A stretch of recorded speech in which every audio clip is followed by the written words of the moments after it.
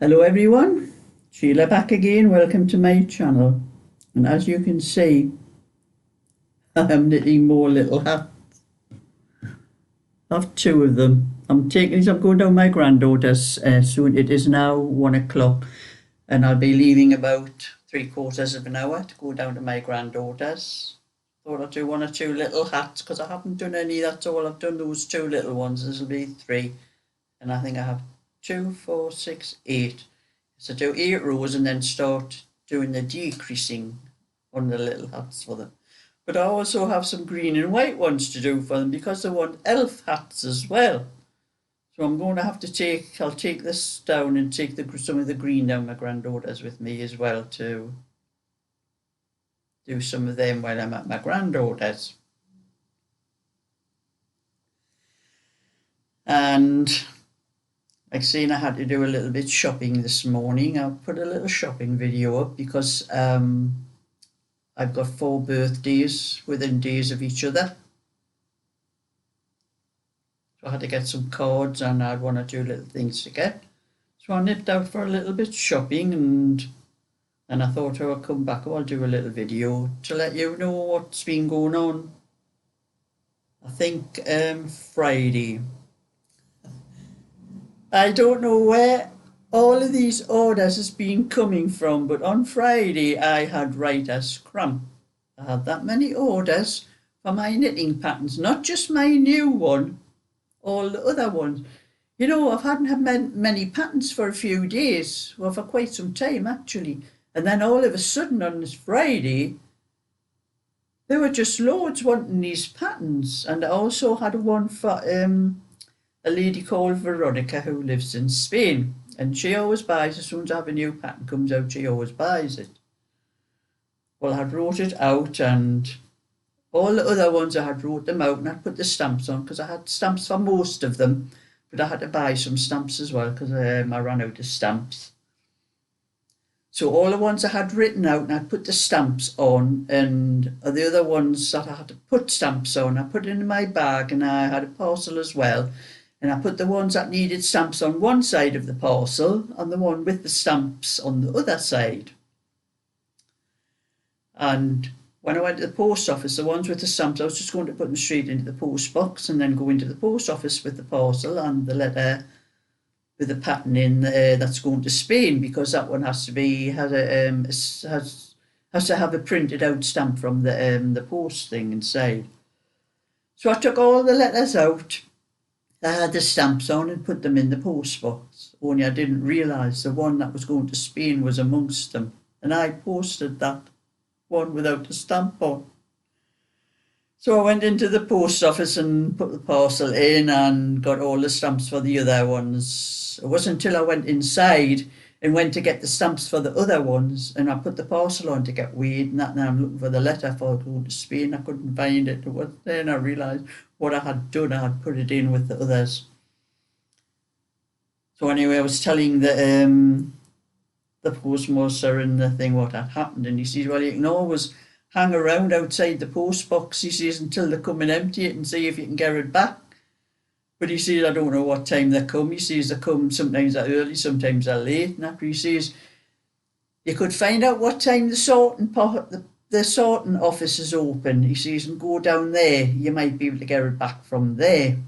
So that's what I did. I came home and I checked up on my phone that the post box, the sorting office was open between 4 and 6 o'clock. So I went down about 5:15. I thought give them time for them to pick all the bags up from the different post offices and take them down to the sorting office. So I asked the girl in there, I told her what had happened and if there was any chance of me getting that letter back. And she said, this is what she said to me, you haven't got a hope in hell. I said, why? She says, well, all the bags come in from all the different places. They don't have the names on the bags. We don't know where they've come from. We just come here and we sort through them. And I said, well, I did put my door number and my postcode on the back of the envelope. She says, oh, well, that'll be good because wherever it's going to, she says, if those people won't pay the fee what you have to pay for that one that hasn't got stamps on, they'll probably send it back to you. You probably have to pay a fee to get it back.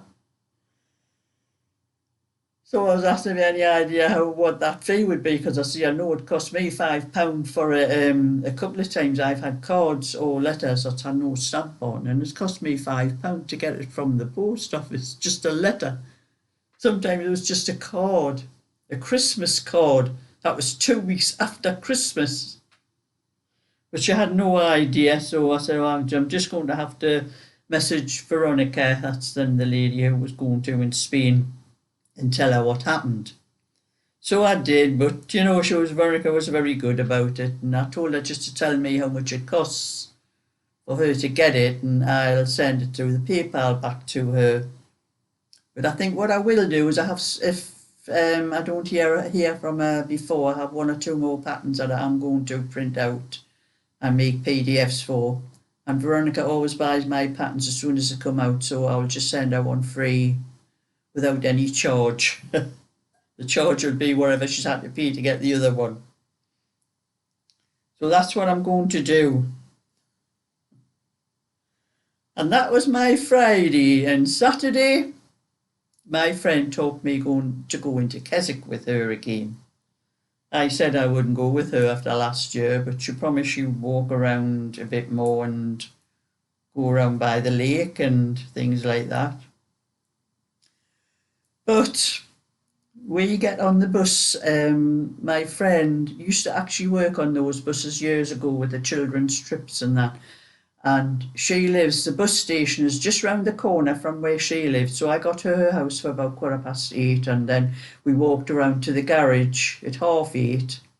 And Ronnie, who's my friend Anne's friend, who drives the bus, we get on the bus there with him before he actually starts the journey, picking people up. We get those 2 front seats, because that's why we do that. Like, we like to get those 2 front seats where you're sitting right in front of the window.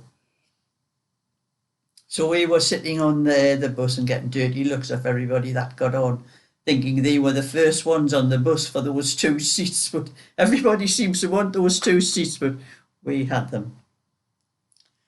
But we weren't very far from Keswick. We stopped at Alston on the way down there for halfway through the journey usually get something to eat if you want something to eat or drink, or they have a loo there as well for us to use.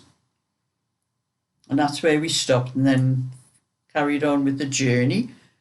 Probably about not even half an hour away from Keswick, less time than that. We were on the A66, and while we were driving down there, the bus was going down there. There was police vans, police cars, and all flying down the road. And we got so far down the A66, and the road was closed. We couldn't go any further down that road. For I don't know, never found out why. It must have been an accident or something. But it's further down the road. We couldn't see anything, but it was stopped near this turn off, which we could take. That would take us back onto the A66. But it was like windy road like this. It was all winding all the way around.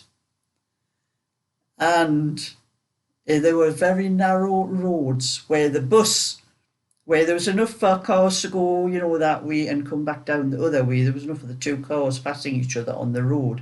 There wasn't enough room unless what the other side of the road was empty for the bus, because the bus has to go over onto the other side of the road to turn around these bends.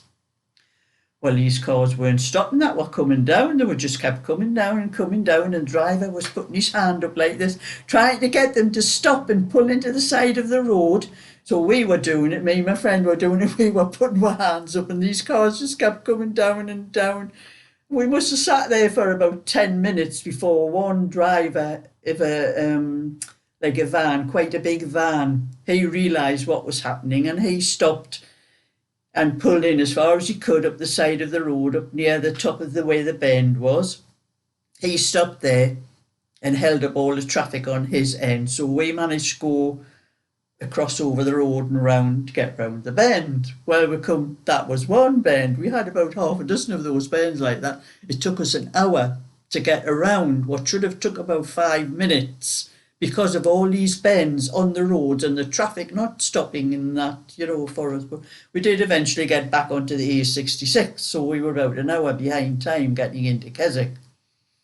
And then by the time we got in, we always go to a place called the Kingfisher, which every time I went to Keswick, because I haven't just went there with my friend, I went there quite a few times, we always go to this place called the Kingfisher for our fish and chips, because they are beautiful fish and chips, lovely there. So by the time we had that meal, nothing there, and then we came down, had a walk around the market and looked around and everywhere. There wasn't a lot of time left because we have to pick the bus up again. We meet the driver before the station, so we get those 2 seats at the front again. Ronnie tells us where he'll pick us up before he comes into the station. So we didn't have a lot of time for to go around anywhere else, so we just went into, there's a pub down one way I've been in before called the Bank Tavern. We just went in there and had a half shandy each, something to drink to pass a little bit of the time that we did have. We didn't have enough time to walk down around the where the river is and all around that way. So then we went up to place called the Lakeland Co-op, where there are traffic lights. That's where Ronnie, the bus driver, is going to pick us up. He stops at those traffic lights and picks us up. So we get on those 2 front seats again. So we're looking straight out the window. And then when we pulled into the bus station, there's this one woman who was first in the queue, thought she was going to get those 2 seats. She said, "How did you get on the bus before us?" That was what she said to us when she getting on the bus. We just laughed. He says, "Because we are friends with the driver." So that was it. And then I got home I left my house about 7:45 to get to my friends for 8:15 in the morning for the walk around to the garage, or the being just round the corner from where my friend lives. So we walked there for 8:30. And then I got back to Blucher, where my friend lives, where I left my car, 7:15. By the time I drove home, it was 7:45, so that was 12-hour day for me. My back was aching, my legs were aching, my hands and my feet were swollen because the temperature said 25 degrees in Keswick. It was more than any 25 degrees because my hands and feet don't swell up until the temperature gets higher than that. And I can show you the sandals that I'm wearing. I'll show you, I've got them on my feet. What I was wearing these, and all of those straps were cutting into my feet. My feet were swollen. That was another reason we couldn't have walked any further, because of that. Wasn't just my friend. But anyway, I still enjoyed the day, apart from the hold up on the A66 going down there, and so I will be going down with my granddaughter shortly, taking these down for the kids. But before I go down there, I have been doing this is my little cardigan I'll have to get the pattern to show you what I'm doing this from and what I'm going to do.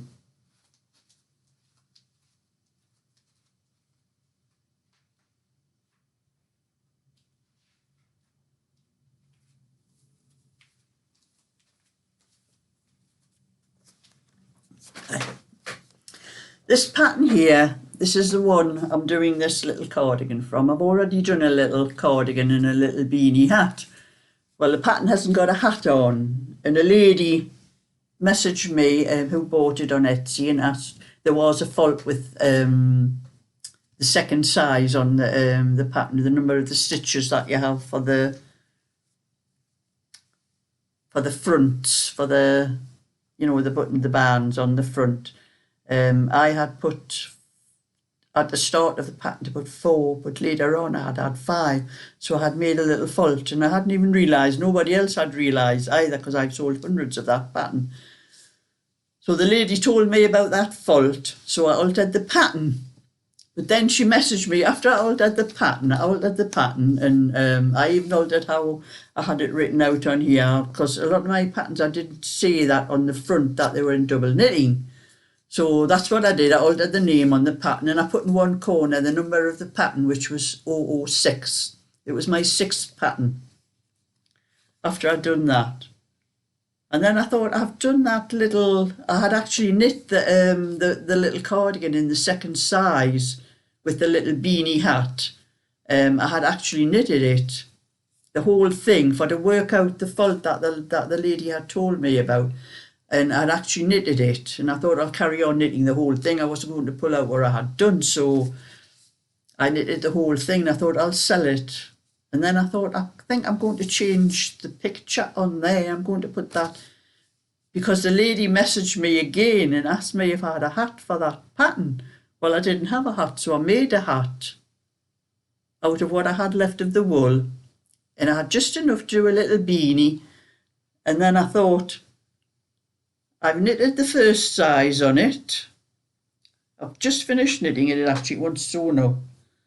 So I've done a little 16-inch one, and I have some of this wool left over, and I have just started. I'm going to do the bonnet, not the beanie hat. I'm going to do the little bonnet with this one. So I've just started that one, and when I finish the beanie, I'm going to take a photo of what I've already done, the 2nd size one and this size with the hat and the beanie, and change the photo on this. So anyone who's got this and wants the hat or the bonnet, the beanie or the bonnet, would have to buy the pattern again, because I'm not doing the beanies separate. They're going to be on that pattern, but I'll be changing the picture, and I'll be adding the hat, the beanie hat and the bonnet to the pattern. So that's what I'm doing with that. I'll put that down out the way. Carry on with these more while I'm talking. And when I was in Keswick, well, me and my friend were just having a little walk around. A lady, she stopped me. We were walking around. She just stopped me and she said, hey, she says, you're Sheila, aren't you? Sheila's Knitting on YouTube. I'm just surprised, I says, yes, that's me. And I think she said her name was Carol. And she said she always watches my videos and that. She said she doesn't comment, because I mentioned about the comment. She said she doesn't comment. So a lot of people, I think, don't realise, but I think you do have to have an account on YouTube for to be able to comment on the videos and things like that. Some people try to comment when they're not, they don't have an account. You have to have an account to subscribe as well and all that. But I just couldn't believe it, and this lady, she said she was so happy to meet me. She loved my videos and she watches all of them. And she was with another lady. There was 2 of them, and my friend was just sort of walking away, and I was telling her, I said, well, this is my friend, and telling it's my friend, and you've probably heard me talking about her on all the videos and that. She wasn't impressed, but I was. I felt like a celebrity. I have to go all the way to Keswick and bump into somebody who knows you off YouTube. So that's my little bit for today. So thumbs up and subscribe, and I'll catch you all another time. So bye for now.